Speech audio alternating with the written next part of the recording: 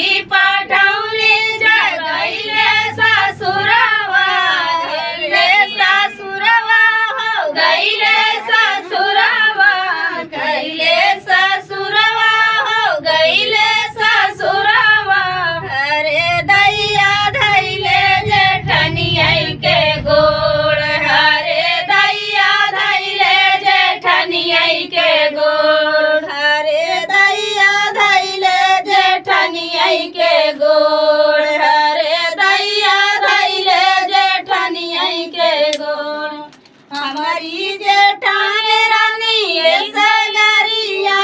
मई हमारी जेठान रानी सगरिया मई हमारी जेठान रानी सगरिया